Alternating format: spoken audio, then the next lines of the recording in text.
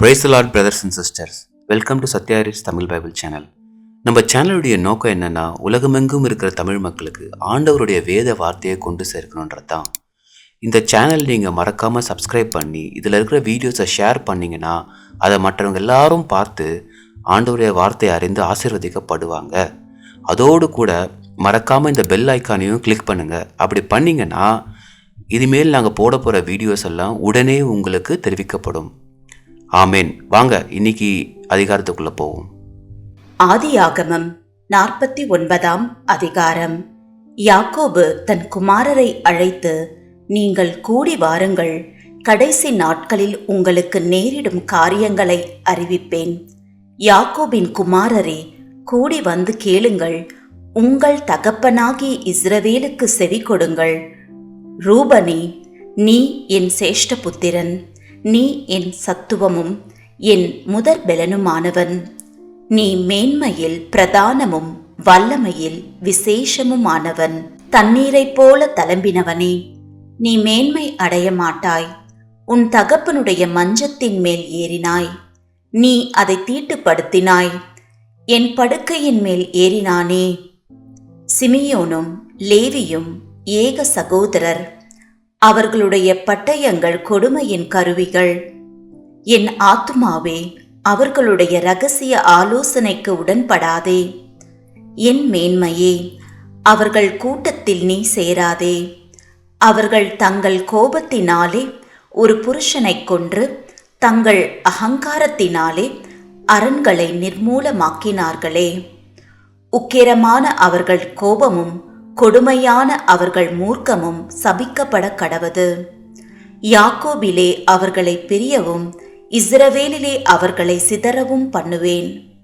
யூதாவே, சகோதரரால் புகழப்படுபவன் நீயே. உன் கரம் உன் சத்துருக்களுடைய பிடரியின் மேல் இருக்கும். உன் தகப்பனுடைய புத்திரர் உன் முன் பணிவார்கள். யூதா பாலசிங்கம், நீ இரை கவர்ந்து கொண்டு ஏறிப்போனாய். என் மகனே, சிங்கம் போலும் கிழச்சிங்கம் போலும் மடங்கி படுத்தான். அவனை எழுப்புகிறவன் யார்? சமாதான கர்த்தர் வருமளவும் செங்கோல் யூதாவை விட்டு நீங்குவதும் இல்லை. நியாயப் பிரமாணிகன் அவன் பாதங்களை விட்டு ஒழிவதும் இல்லை. ஜனங்கள் அவரிடத்தில் சேருவார்கள். அவன் தன் கழுதை குட்டியை திராட்சை செடியிலும் தன் கோழிகை கழுதையின் குட்டியை நற்குல திராட்சை செடியிலும் கட்டுவான். திராட்சை ரசத்திலே தன் வஸ்திரத்தையும் திராட்சை பழங்களின் இரத்தத்திலே தன் அங்கியையும் தோய்ப்பான். அவன் கண்கள் திராட்சை ரசத்தினால் சிவப்பாயும் அவன் பற்கள் பாலினால் வெண்மையாயும் இருக்கும். செபுலோன் கடல் துறை அருகே குடியிருப்பான். அவன் கப்பல் துறைமுகமாய் இருப்பான். அவன் எல்லை சீதோன் வரைக்கும் இருக்கும். இசக்கார் 2 பொதியின் நடுவே படுத்து கொண்டிருக்கிற பலத்த கழுதை. அவன் இளைப்பாறுதல் நல்லது என்றும் நாடு வசதியானது என்றும் கண்டு சுமக்கிறதற்கு தன் தோளை சாய்த்து பகுதி கட்டுகிறவன் ஆனான். தான் இஸ்ரவேல் கோத்திரங்களில் ஒரு கோத்திரமாகி தன் ஜனத்தை நியாயம் விசாரிப்பான். தான் குதிரையின் மேல் ஏறி இருக்கிறவன் மல்லாந்து விழும்படியாய் அதன் குதிகாலை கடிக்கிறதற்கு வழியில் கிடக்கிற சர்ப்பத்தைப் போலவும் பாதையில் இருக்கிற விரியனைப் போலவும் இருப்பான். கர்த்தாவே, உம்முடைய இரட்சிப்புக்கு காத்திருக்கிறேன்.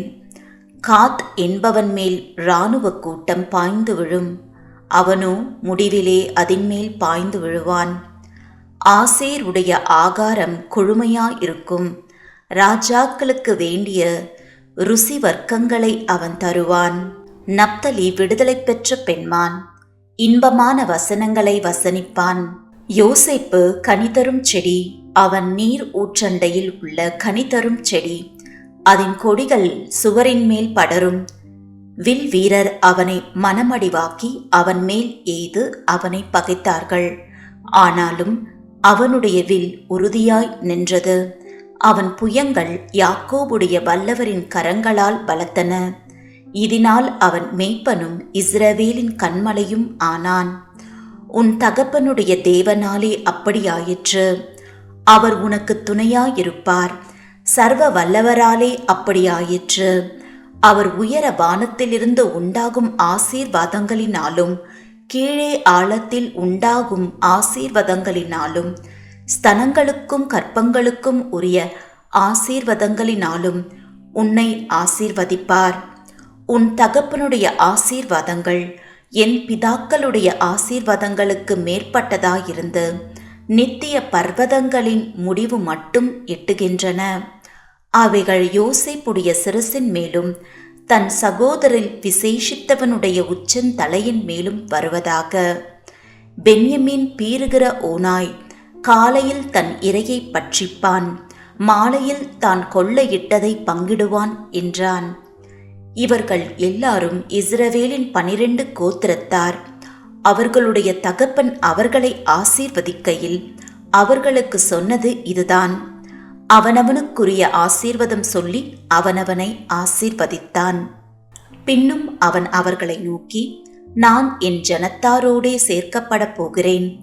ஏத்தியனான எப்பிரோனின் நிலத்திலுள்ள குகையிலே என்னை என் பிதாக்கள் அண்டையிலே அடக்கம் பண்ணுங்கள் என்று கட்டளையிட்டு, அந்த குகை கானான் தேசத்திலே மம்ரேக்கு எதிராக மக்பேலா என்னப்பட்ட நிலத்தில் இருக்கிறது. அதை நமக்கு சொந்த கல்லறை பூமியா இருக்கும்படி ஆபிரகாம் ஏத்தியனாகிய எப்பேரோன் கையில் அதற்குரிய நிலத்துடனே வாங்கினார். அங்கே ஆபிரகாமையும் அவர் மனைவியாகிய சாராளையும் அடக்கம் பண்ணினார்கள். அங்கே ஈசாக்கையும் அவர் மனைவியாகிய ரெபேக்காளையும் அடக்கம் பண்ணினார்கள். அங்கே லேயாளையும் அடக்கம் பண்ணினேன். அந்த நிலமும் அதில் இருக்கிற குகையும் ஏத்தின் புத்திரர் கையில் கொள்ளப்பட்டது என்றான். யாக்கோபு தன் குமாரருக்கு கட்டளையிட்டு முடிந்த பின்பு அவன் தன் கால்களை கட்டிலின் மேல் மடக்கிக் கொண்டு ஜீவித்து போய் தன் ஜனத்தாரோடே சேர்க்கப்பட்டான்.